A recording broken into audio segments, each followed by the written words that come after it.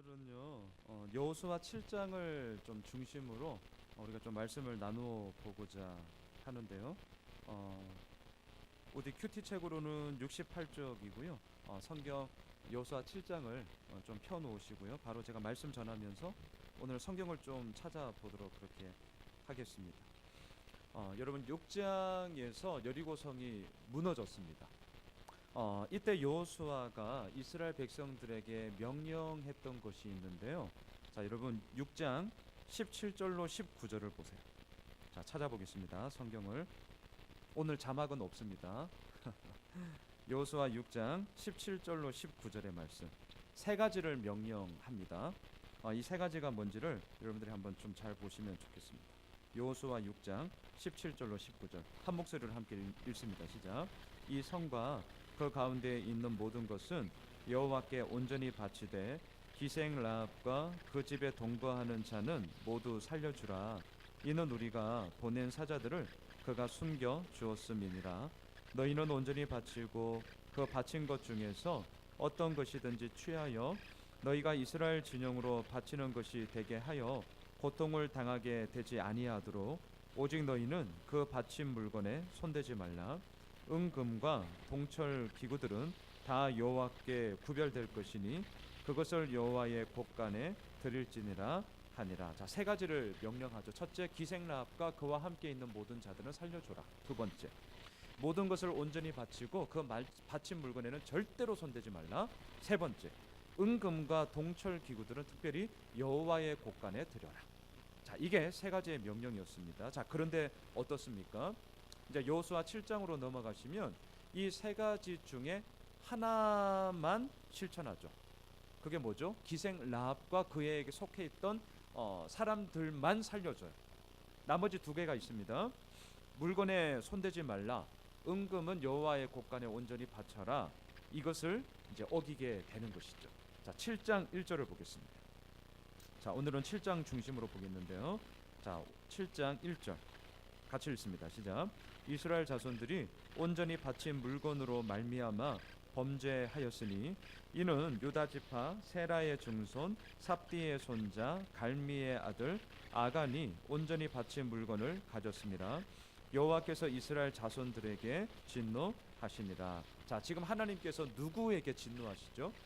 이스라엘 자손들에게. 자, 이걸 좀 기억해 주시면 좋겠습니다. 우리는 알고 있습니다. 아간 한 사람이 범죄한 것입니다. 그런데 하나님은요, 오늘 1절에서 아간에게만 진노하시는 게 아니라 이스라엘 자손에게 진노하시니라 라고 분명하게 얘기하고 있습니다. 우리에게 뭘 보여주고 있죠? 표면적으로는 아간 한 사람이 하나님께서 명령하신 것을 어긴 것이지만 이것은 표면적인 이야기고요. 함께하고 있는 이스라엘 백성들의 그 모든 신앙의 중심, 그 마음의 꿍꿍이 속에 담겨져 있었던 것은 아간과 동등하던 그들의 영적 피폐함과 영적 무능함이 여전히 그들 속에 드리워졌다는 것을 얘기하는 것이죠. 다시 말할게요. 아간의 범죄는 아간 한 사람만의 문제가 아니라 이스라엘 자손들의 전반적인 영적 상태가 거의 대동소이할 만큼 비슷하게 그렇게 좀 영적인 상태가 많이 처져 있었다라는 것을 우리들에게 보여주는 하나의 샘플입니다. 그래서 하나님은요, 아간에게 진노하시니라로 시작하는 것이 아니라 이스라엘 자손에게 진노하시니라 라고 오늘 7장이 시작되고 있습니다. 자, 또한 1절을 보시면 아간 한 사람을 소개하는데요, 무려 증조 할아버지의 이름까지 나오고 있다는 게 보이십니까? 자, 아간은 어느 지파였죠? 네, 유다 지파였습니다. 이스라엘 12지파 가운데서도 소위 핵심 지파 중에 지파가 바로 유다 지파였죠. 또한 증조 할아버지 이름을 잘 보세요. 이름이 세라요. 세라. 씨를 뿌리다 라는 뜻을 갖고 있습니다. 혹시 펜이 있으시면 여백에 좀 쓰셔도 좋을 것 같아요. 세라, 씨를 뿌리다.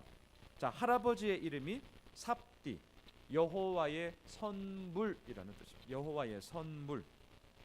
그리고 아버지 이름이 갈미인데요, 열매라는 뜻입니다. 자, 그러면 증조 할아버지, 아버지의 이름을 제가 한번 쭉 연이어서 한번 얘기해 볼게요. 보세요. 자, 세라, 씨를 뿌렸어요. 할아버지 이름 삽디, 씨를 뿌린 것 가운데 하나님의 선물을 밟게 되었어요. 그의 아버지 이름이 뭐예요? 갈미, 뭐죠? 열매를 맺게 되었네요. 자, 지금 흐름이 보이세요? 씨를 뿌렸습니다. 하나님의 선물로 열매를 받게 되었어요. 자, 그러면 상식적으로 그 다음에 이루어져야 될 내용이 뭐가 있을까요? 씨를 뿌려서 하나님의 선물로 열매를 맺었어요. 어떻게 하시겠어요, 여러분들 같으면? 예, 이 풍성한 수확을 기뻐해야죠. 또한 나도 먹고요, 남도 주고요, 함께 잔치를 벌이면서 이 하나님께서 맺어주신 이 열매의 선물을 감사함으로 주님의 그 영광을 드높여야 되는 것 아니겠습니까? 그렇죠. 그런데 아들의 이름이 뭐죠? 아간이라는 거예요. 자, 흐름이 끊어져도 완전히 끊어지는 거죠. 아간의 뜻이 뭡니까? 괴롭히는 자, 고통의 사람, 골치 아픈 자, 이게 아간이라는 뜻이거든요. 자, 그러니 지금 이 아간의 한 범죄가 제일 소위 끝발이 있는 유다 지파에 소속된 것뿐만이 아니라 씨를 뿌리고 하나님의 선물로 열매를 맺은 그 소위 명문가 집안 속에 태어난 그 아간이 하나님의 명령을 어기고 범죄를 저질렀다는 거죠. 그 범죄함이 무엇이었습니까? 1절 뒤에 보시면 온전히 바친 물건을 가졌습니다, 이렇게 얘기하고 있죠. 여러분, 온전히 바친 물건이라는 이 용어가 여호수아 7장에는 상당히 많이 반복됩니다. 질문하겠습니다. 온전히 바친 물건이란 도대체 뭐죠? 뭐가 온전히 바친 물건일까요? 좋은 것? 아니면 상태가 아주 완벽한 것? 흠이 없는 것? 소위 A급 최상급인 것을 온전히 바친 물건이라고 하느냐? 물론 그런 것은 아니죠. 여기서 말하는 온전히 바친 물건이란 무엇입니까? 하나님께서 이 모든 것을 주셨고 또한 하나님으로 말미암아 이 모든 것이 앞으로도 이루어져 갈 것입니다라는 믿음의 고백으로 하나님께 드리는 것이 오늘 여호수아 7장에서 온전히 바친 물건이라는 말의 온전함의 뜻이 되는 것이죠. 세상은 지금도 말합니다. 값비 싼 게 온전한 거죠. 세상은 지금도 말합니다. 상태가 완벽한 게 온전한 거죠. 세상은 지금도 말합니다. 사람들이 다 좋아하는 게 온전한 거라고. 하지만 예수 믿는 우리는 다릅니다. 뭐가 온전한 겁니까? 하나님의 왕되심을 고백하는 게 온전한 거죠. 예수 믿는 우리는 다릅니다. 뭐가 온전한 겁니까? 예수 그리스도만이 우리들의 모든 것임을 이끌어 가심을, 그 주재권을 인정하는 것이 우리들에게는 온전함이죠. 자, 아이러니한 것은 뭐냐? 그 온전히 바친 물건을 아간이 취하자 이 온전히 바친 물건은 이제 무엇으로 변질되냐면 인간의 탐욕을 이루는 수단으로 변질되어 버리고 있습니다. 여러분, 이 1절 말씀을 한번 곰곰하게 묵상해 보십시오. 하나님께 온전히 바친 물건이 언제든지 인간의 탐욕을 이루는 수단으로 변질될 수 있습니다. 이건 너무 무서운 얘기예요. 특별히 지금 말씀을 전하고 있는 저에게 더 큰 무서운 하나님의 징계의 소리로 들려야 하는 것이죠. 온전히 바친 물건, 온전히 바친 삶, 우리 모두의 마찬가지인데요. 우리의 온전히 바친 그 모든 시간이 때로는 하나님의 하나님 되심을 잊어버리는 순간 너무나도 그럴싸한 명분 속에 감추어진 나의 탐욕을 이루는 수단으로 변질될 수 있다. 이 경각심을 오늘 1절을 통하여서 우리에게 던져주고 있습니다. 자, 좀 더 제가 아간에 좀 집중해 보려고 합니다. 자, 아이성 전쟁에서 패하자 여호수아가 하나님께 엎드리죠. 그리고 그 엎드릴 때 하나님은 왜 아이성 전투에서 패했는지에 대한 이유를 말씀하시는데요. 자, 11절로 가보겠습니다. 11절, 이 이유 때문에 패했다고 말씀을 하셔요. 자, 7장 11절 읽습니다. 시작. 이스라엘이 범죄하여 내가 그들에게 명령한 나의 언약을 어겼으며 또한 그들이 온전히 바친 물건을 가져가고 도둑질을 하며 속이고 그것을 그들의 물건들 가운데에 두었느니라. 자, 5가지를 말씀하세요. 자, 11절을 잘 보세요. 첫 번째, 명령한 나의 언약을 어겼다. 두 번째, 온전히 바친 물건을 가져갔다. 세 번째, 도둑질했다. 네 번째, 속였다. 다섯 번째, 그 훔친 물건, 그것을 물건들 가운데 두었다. 자, 같은 얘기를 5번이나 다른 표현으로 지금 하나님께서 반복하고 계시는 게 보이셔야 됩니다. 아간의 범죄에 대해서 하나님은 무려 5번의 걸쳐서 동일한 말씀을 다른 표현으로 얘기하고 있습니다. 뭘 우리들에게 지금 보여주는 것일까요? 이런 것이죠. 어찌하여 너희들이 나에게 이렇게 할 수 있냐? 오히려 이스라엘 백성들을 향한 하나님의 항변이다라고 저는 생각을 합니다. 내가 너희들을 어떻게 지금까지 이끌고 내가 너희들을 통하여서 얼마나 큰 하나님 나의 능력을 너희들을 통하여 보여주었는데 어떻게 이럴 수 있니? 우리 때로 자녀들 키울 때 그럴 때 있잖아요. 야, 네가 어떻게 아빠한테 이럴 수 있냐? 야, 네가 어떻게 엄마한테 이럴 수 있어? 이게 무엇입니까? 그만큼 여전히 그 사랑과 그 관심과 그 모든 것들을 기꺼이 희생할 마음이 이 부모에게는 있는데 자녀들은 그것에 대해서 온전한 반응을 하지 못함으로 말미암아 자꾸 다른 핀트로 어긋나 버리는 그들의 연약함을 볼 때 우리가 그런 얘기를 하잖아요. 야, 네가 어떻게 이럴 수 있어? 지금 하나님의 마음이 똑같은 것입니다. 자, 그러면서 14절에서 제비를 뽑으라고 말씀하세요.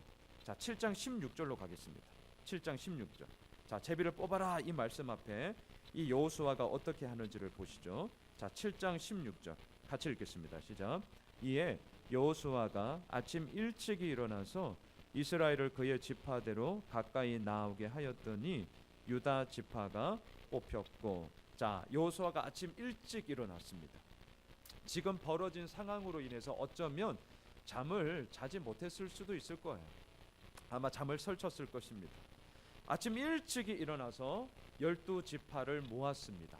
그리고 하나님이 명령하신 대로 12지파 가운데서 제비를 뽑았는데 유다 지파가 뽑혔습니다. 그리고 17절을 보시죠. 17절 읽습니다. 유다 족속을 가까이 나오게 하였더니 세라 족속이 뽑혔고 세라 족속의 각 남자를 가까이 나오게 하였더니 삽디가 뽑혔고. 자, 이렇게 지금 뽑히고 뽑히는 과정 속에 아간이 한번 되어 보세요. 아간의 마음이 지금 어땠을까요? 제비를 뽑으면서 점점 범위가 이제 좁혀지고 있습니다. 지금 벌어진 이 상황도 심각하지만 점점 더 범위가 이렇게 이제 좁혀지자 아마 아간의 마음에는 당연히 두려움이 엄습했을 거예요. 하지만 아간은요 끝까지 버텨요. 오늘 본문에 보면 끝까지 버텨요. 제비 뽑기 하는 도중에 자신의 잘못을 이실직고 했다든가 그러지 않고 끝까지 가요. 왜 그랬을까요? 에이, 설마 이게 여전히 있는 거죠. 자신의 범죄함을 왜 모르겠습니까? 너무 두려워요. 두려우면 말할 것도 없죠. 하지만 너무 두려우면 인간이 어떻게 되는 줄 아세요? 여러 가지 그런 어려운 상황 가운데 해결하고자 하는 하나의 방향 속에 많은 사람들이 잘 써먹는 게 뭡니까? 회피예요. 회피. 설마 나는 아니겠지. 너무 큰 두려움이 나를 엄습하면 우리가 살려고요 아예 그 사실 자체에 대해서 부정해버려요. 이게 살기 위해서 우리가 하나의 방편으로 행하는 모습이거든요. 회피예요. 사람들이 회피 많이 씁니다. 그래서 직면하기를 너무 두려워하는 거죠. 직면하기를 두려워하기 때문에 다른 말로 계속 덮어요. 특히 믿음의 사람들이 제일 잘 덮는 건 뭔 줄 아세요? 아, 이 고통도 하나님께서 주신 거야. 감사함으로 내가 이겨나가야 돼. 맞는 말이에요. 틀린 말 아닙니다. 맞는 말이에요. 하지만 그 말이 그 정답이 너무 빨리 와요. 그런데 그 고통은 여전히 나를 아프게 하기 때문에 내 마음속에는 해결이 안 돼. 그럼에도 머리에서는 아는 게 있어서 계속 도는 거예요. 이 고통은 나에게 더욱더 성숙함을 주는 과정이야. 머릿속에서 막 도는데 정작 내 가슴에서는 그것만 생각하면 뿔딱지가 나는 거예요. 잠이 안 와. 이거 우리들에게 많습니다. 이런 괴리감이 왜 나오는 줄 아세요? 빨리 덮으려고 하는 거예요.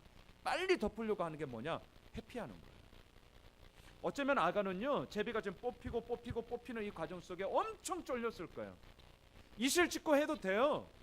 그런데 끝까지 버텨요. 왜? 설마 무섭습니다.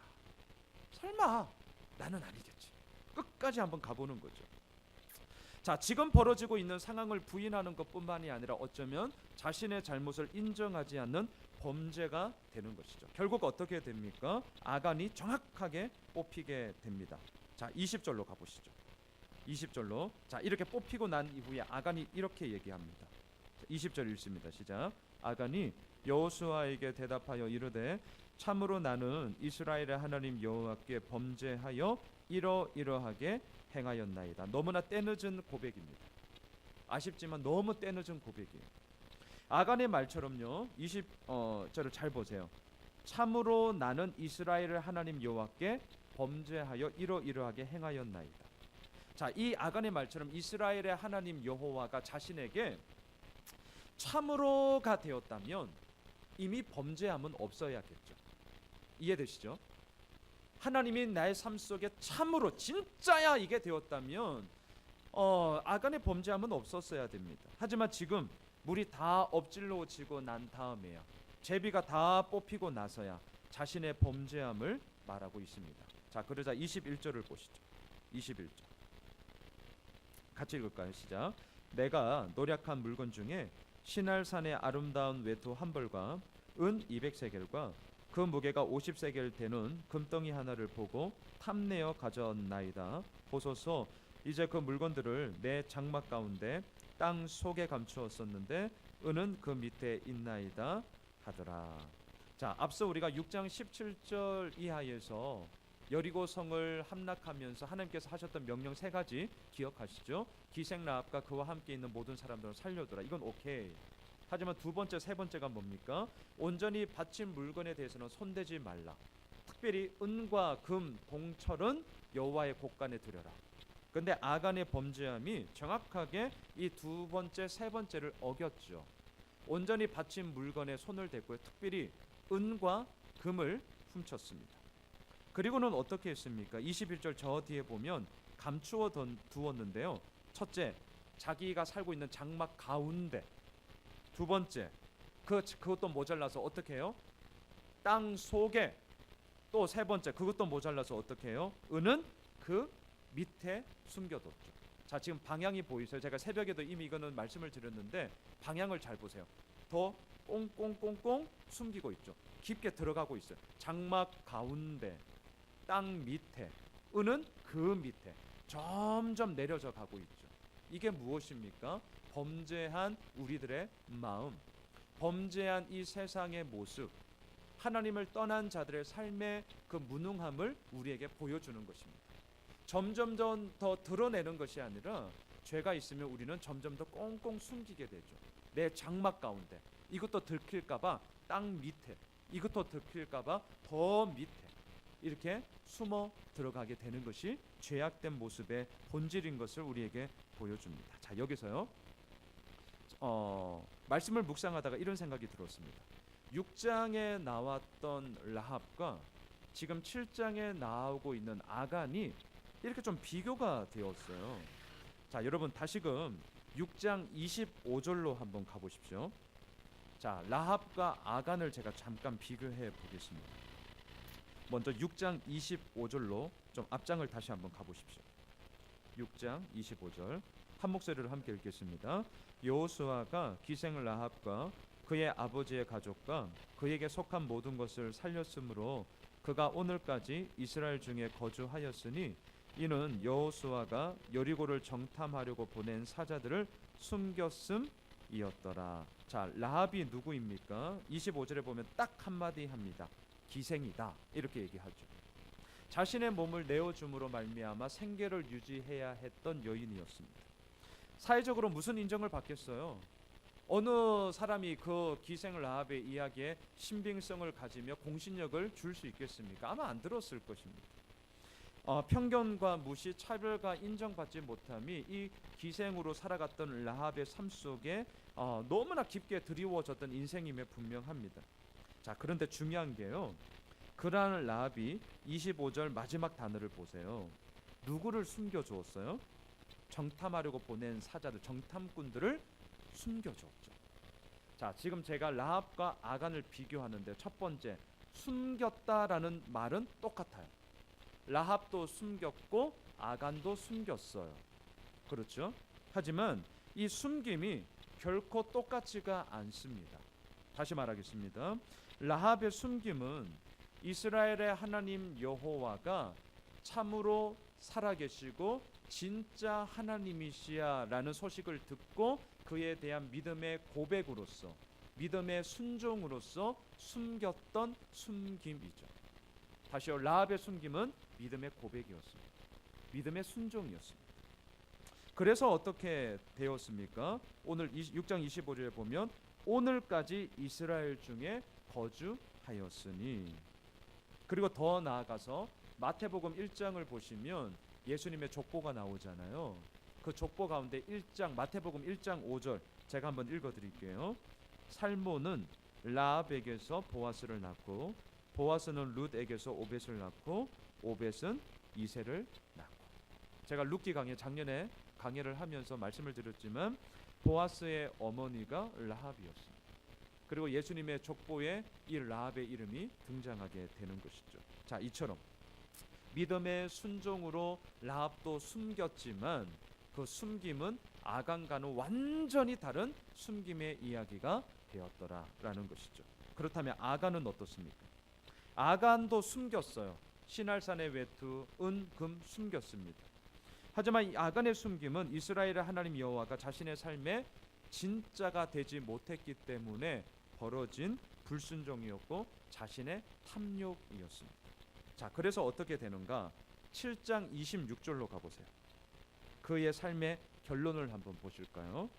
7장 26절. 우리 한 목소리를 함께 읽겠습니다. 시작. 그 위에 돌 무더기를 크게 쌓았더니 오늘까지 있더라. 여호와께서 그의 맹렬한 진노를 그치시니 그러므로 그곳 이름을 오늘까지 아골 골짜기라 부르더라. 아골, 고통, 괴로움, 근심이라는 뜻이죠. 자, 지금 라합과 아간의 삶이 좀 비교되십니까? 라합 숨겼습니다. 하지만 그 숨김은 하나님의 하나님 되심을 인정함으로 말미암아 나왔던 믿음의 순종이었어요. 그 결과가 뭡니까? 오늘까지 이스라엘 중에 라합의 자손들이 거주할 뿐만이 아니라 더 나아가서는 예수님의 족보, 예수님의 선조로서 그 기생 라합의 이름이 쓰여지고 또한 그 도구로서 하나님의 선택을 받았음을 보게 됩니다. 반면 아간은 누군데요? 우리가 아까 7장 1절에서 보았잖아요. 유다 지파였다니까요. 증조 할아버지의 이름까지 나옵니다. 세라. 할아버지의 이름도 나옵니다. 삽디. 아버지의 이름도 나옵니다. 갈미. 뭘 얘기하는 것입니까? 끝발이 있는 유다 지파일 뿐만이 아니라 증조 할아버지의 이름까지 나온다는 것은 소위 믿음의 명문가로서 그의 뿌리가 아주 견고하다라는 것을 지금 우리들에게 보여주는 것이거든요. 그러니까 라합과는 비교될 수가 없는 거예요. 그럼에도 불구하고 그 아간의 삶은 라합과는 완전히 반대되는 아골 골짜기에 불살라져 오늘까지 돌무더기로 그저 남아있는 그러한 피폐함으로 끝나버리는 삶이 되었다는 것입니다. 잊지 마십시오. 왜 이렇게 되었느냐? 오늘 저는 아간의 고백을 설교의 포인트로 잡고 싶어요. 앞서 아간이 뭐라고 고백했습니까? 기억나세요? 다시 한번 보실까요? 아간의 고백이 이러하였습니다. 20절을 보십시오. 이게 저 오늘 설교의 포인트로 좀 잡고 싶어요. 20절 다시 한번 읽겠습니다. 시작. 아간이 여호수아에게 대답하여 이르되 참으로 나는 이스라엘의 하나님 여호와께 범죄하여 이러이러하게 행하였나이다. 이 말을 제가 달리 이렇게 바꾸겠습니다. 이스라엘의 하나님 여호와가 자신의 삶에 참으로가 되느냐 아니 되느냐. 이것에 따라서 라합이 될 수도 있고 아간이 될 수도 있다라는 것이죠. 자, 이러한 관점으로 또 오늘 본문을 보겠는데요. 좀 시선을 바꾸어서 여호수아와 정탐꾼을 제가 좀 보도록 하겠습니다. 자, 먼저 7장 2절로 가보세요. 오늘은 지금 7장 좀 왔다 갔다 하는데요. 자, 7장 2절 이번에는 여호수아와 정탐꾼을 좀 보겠습니다. 제가 자, 7장 2절입니다. 함께 읽습니다. 여호수아가 여리고에서 사람을 베델 동쪽 베다 왼 곁에 있는 아이로 보내며 그들에게 말하여 이르되 올라가서 그 땅을 정탐하라 하매 그 사람들이 올라가서 아이를 정탐하고. 자, 여러분, 아이 성의 위치가 어디인지는 우리가 정확하게 모릅니다. 그래서 아이 성의 크기에 대해서도 의견이 학자들마다 상당히 분분합니다. 하지만 우리가 흔히 알고 있는 것처럼 아이 성은요 여리고 성에 비해서 크기가 작은 곳이다 이렇게 단정 지을 수 없습니다. 오히려 반대의 의견들이 좀 더 설득력을 가지고 있어요. 자, 뭐 고고학적인 이런 얘기 할 것 없이 성경을 근거로 이 아이성의 크기를 한번 유추해 보겠는데요. 여러분 8장 25절로 가보십시오. 8장 25절. 성경을 근거로 이 아이성의 크기가 어땠는지를 한번 우리가 유추해 보면 좋겠습니다. 자, 8장 25절 같이 읽습니다. 시작. 그날에 엎드러진 아이 사람들은 남녀가 모두 12,000명이라. 자, 그러면 고대 근동 시대에 12,000명을 수용할 수 있는 성읍의 크기다. 오늘날도 마찬가지지만 12,000명 작은 숫자 아닙니다. 그러니까 우리가 지금 흔히 생각하는 것처럼 아이성 실패에 대해서 그리고 뭐 그동안 많은 목사님들이 실은 그렇게 설교를 했어요. 그러니까 여리고성의 승리에 대한 자만함뿐만이 아니라 아이성은 여리고성에 비해서 작은, 진짜 말 그대로 아이, 이건 물론 히브리어입니다. 하지만 아이성은 작다 보니까 그냥 별것 아닌 것처럼 생각했다, 이렇게 설교를 되게 많이 하셨어요. 근데 아닙니다. 아니에요. 그러니까 아이성의 위치가 우리가 정확하게 알 수는 없지만 성경을 근거로 할 때 12,000명을 수용할 수 있는 성이에요. 고대 근동 사이에서. 이거 작은 성 아닙니다. 하나만 더 볼게요. 10장 2절로 가보세요. 저 뒤쪽으로 10장 2절에 보시면 이렇게 얘기하는 부분이 있습니다. 자, 10장 2절 같이 읽습니다. 시작. 크게 두려워하였으니 이는 기브온은 왕도와 같은 큰 성임이요 아이보다 크고 그 사람들은 다 강함이라. 자, 이 얘기는 누가 하느냐면 1절에 10장 1절에 보시면 예루살렘 왕 아도니 세덱이 이스라엘이 이제 공격해 온다는 말을 듣고 얘기하고 있는 말입니다. 자, 근데 여기서 잘 보세요. 기브온은 왕도와 같은 큰 성이다. 왕도라는 것은 왕궁이 있는 도시를 얘기하는데요. 큰 성이다. 그러면서 뭐와 비교하죠? 아이보다. 여기서 아이는 어린아이 얘기하는 게 아니라 아이성을 얘기하는, 지금 우리가 보고 있는 아이성이에요.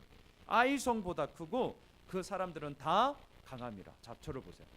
어떤 것을 비교할 때 택도 없는 것을 비교하지 않습니다. 자, 지금 우리가 정확한 위치를 모르기 때문에 성경을 딱 근거로 해서 지금 유추해 보는 거예요. 그 고대 근동, 그 가나안 족속, 이때는 나라의 이렇게 연합군으로 된 것이 아니라 이 성읍별로 다 소위 이제 왕들, 그러니까 뭐라고 얘기할까요? 오늘날 말하면 그냥 시장, 이렇게 개념으로 잡으면 좋겠어요. 성을 중심으로 이렇게 각각의 독립된 이런 족속들이 있었기 때문에 이들의 개념 속에 아이성보다 기본은 더 큰데 라고 할 때, 그럼 아이성이 크다는 거예요, 작다는 거예요? 물론 기본보다는 작다는 거겠지만 이 아이성 역시도 그 사람들의 개념 속에 꽤 큰 성이다라는 것을 우리에게 보여주는 거죠. 자, 제가 지금 왜 자꾸 이 얘기를 하느냐, 이 말을 하고 싶어서 그래요. 우리가 흔히 생각하는 아이성은요, 여리고성보다 작고 별것 아닌데 이스라엘 사람들이 얕잡아 봐서 실패했다, 이렇게 얘기한다는 거예요. 저 그거에 대해서 반대하는 목사입니다. 아이성 결코 작은 성 아닙니다. 분명 강한 성이었고요, 당시 다른 성들에 비해서 꽤 큰 성이었습니다. 자, 이걸 좀 꼭 기억해 주십시오. 자, 여하튼 이곳에 여호수아는 정탐꾼을 보냈어요. 다시금 지금 제가 7장으로 돌아왔습니다. 그런데 그동안 보냈던 정탐꾼 스토리와는 너무 달라요. 여러분, 지금까지 우리가 성경을 보시면서 정탐꾼 하면 생각나는 게 누가 있으세요?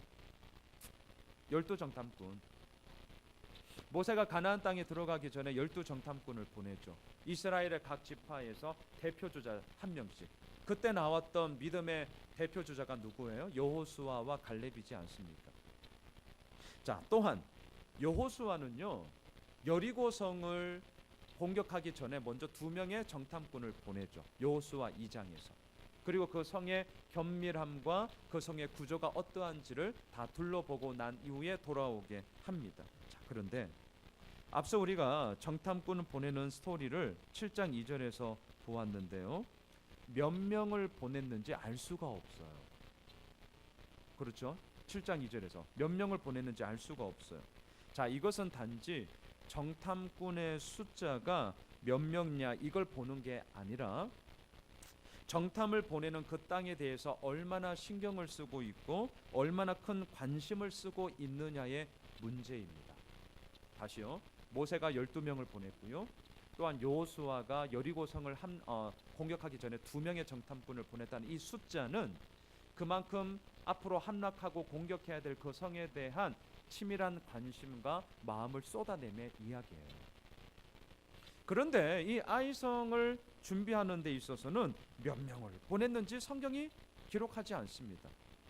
이게 지금 뭘 얘기하느냐? 여호수아의 마음속에 이 아이성에 대한 그렇게 깊은 관심, 그렇게 깊은 마음 쏟아냄이 없다는 것을 우리들에게 지금 고발하고 있는 거죠. 왜 이렇게 되었을까요?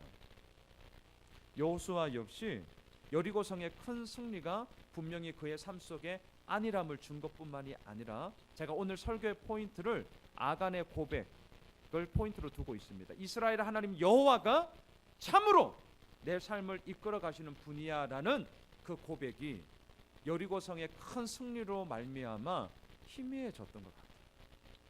그래서 아이성을 정탐 보내는데 몇 명을 보냈는지 기록하지 않습니다. 더군다나 리더의 이러한 정신은 정탐꾼들에게도 고스란히 반영되고 있습니다. 자, 3절로 가보세요. 7장 3절.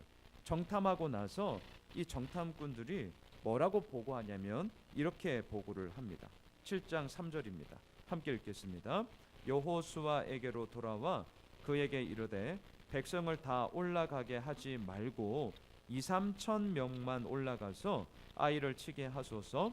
그들은 소수이니 모든 백성을 그리로 보내어 수고롭게 하지 마소서 하므로.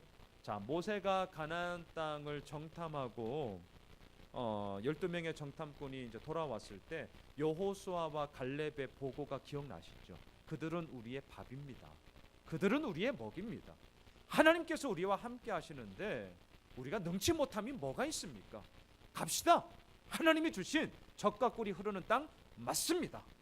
아주 담대하게 하나님의 그 이름을 근거 삼아 믿음의 담대한 선포를 했던 그 정탐 보고를 우리는 알고 있습니다. 여호수아가요, 여리고성을 정탐하러 보냈던 2명의 정탐꾼도 돌아와서 이렇게 보고를 했어요. 자, 여러분 여호수아 2장 24절을 보세요. 큐티 책으로는 36쪽입니다.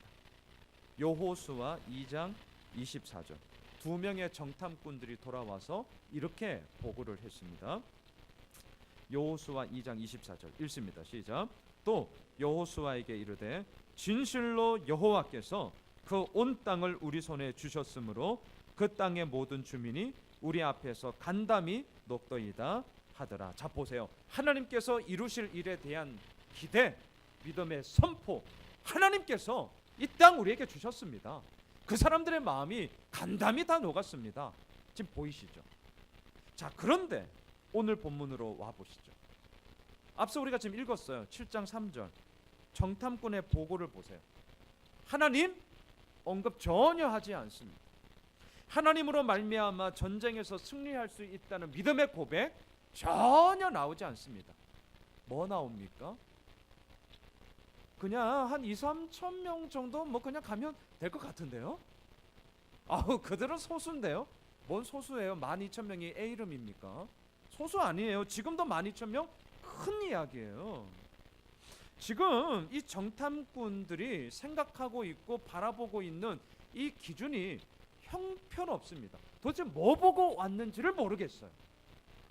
자, 지금 이스라엘의 하나님이 진짜가 되었다면 여호수아뿐만이 아니라 몇 명을 보냈는지는 모르겠지만 갔다 온 정탐꾼들의 보고가 어떻게 이룰 수 있냐는 거예요. 제가 이걸 지금 따지고 싶은 거예요.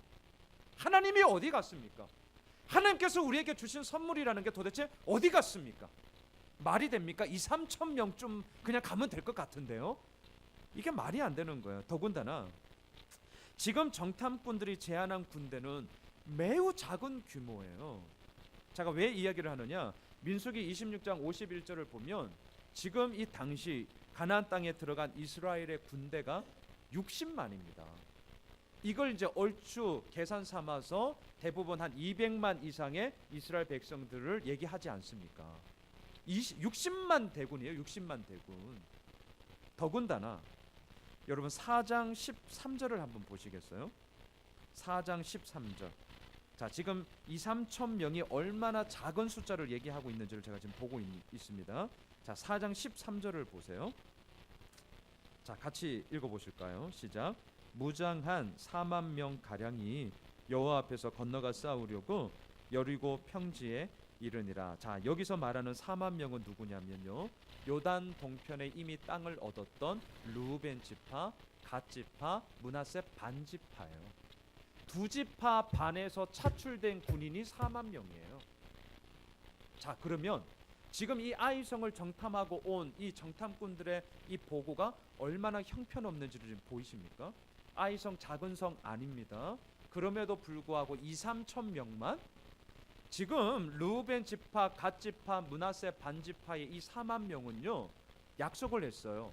어떤 전쟁이 이루어지든지 간에 우리가 최전방에 서겠습니다. 왜? 이미 자기 가족들은 요단강 동편에 땅 얻어서 지금 잘 살고 있거든요. 다른 지파들은 지금 땅 얻기 위해서 목숨 내걸고 있는데 지들만 땅 얻었다고 희낙낙거릴 수 없다는 거잖아요. 우리가 최전방에 서겠습니다. 그렇게 다짐하고 지금 온 군사가 4만 명이에요. 그런데 오늘 본문으로 다시금 돌아와서 2~3천 명쯤이면 뭐 충분하겠는데요, 이렇게 얘기하고 있는 이 정탐꾼들의 정신이 얼마나 좀 형편없는지를 우리들에게 고발하고 있는 거죠. 왜 이렇게 된 겁니까? 오늘 설교의 포인트를 잊지 마십시오. 이스라엘의 하나님 여호와가 이들의 삶 속에 참으로 진짜가 되지 않았기 때문인 것이죠. 말씀을 이렇게 정리하겠습니다. 여러분, 이스라엘의 하나님 여호와가 우리의 삶에 참으로 이게 되지 않으면 우리는 라합이 아니라 아골 골짜기에 묻힌 아간이 얼마든지 될 수 있습니다. 이스라엘의 하나님 여호와가 우리의 삶에 참으로 이것이 되지 않으면 안일함에 빠진 여호수아와 또한 그 정신을 고스란히 영향받은 이 정탐꾼들처럼 무능함 가운데 우리는 허덕일 수 있습니다. 그래서 저는 오늘 이 저녁 이렇게 말씀을 드리고 싶습니다. 이스라엘의 하나님 여호와가 우리들 삶 속에 참으로라는 진정한 믿음의 고백이 되어야 한다는 것이죠.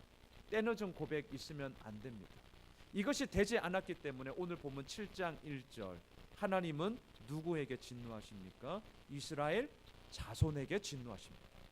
아간 한 사람만이 아닙니다. 이스라엘의 하나님 여호와가 참으로 되지 않았던 여호수아, 이스라엘의 하나님 여호와가 참으로가 되지 않았던 정탐꾼, 이스라엘의 하나님 여호와가 참으로 되지 않았던 아간의 범죄를 통하여서 하나님은 이스라엘 자손에게 진노하고 계십니다. 바라기는 오늘 이 저녁 우리가 오늘 이 말씀 앞에 다시 한번 붙잡읍시다. 이스라엘의 하나님 여호와가 내 인생 가운데 내 삶을 통하여 진짜가 되어야 할 것입니다. 그리할 때 아골 골짜기에 묻힌 아간이 아니라 여호와의 족보 속에 예수 그리스도의 태어나심 속에 쓰임 받게 되어지는 라합처럼 하나님의 그 이름만에 붙잡고 그 이름만의 향기가 얼마나 아름다운 것인지를 우리 삶에 드리워질 수 있는 그런 귀한 복된 삶이 될 줄 믿습니다.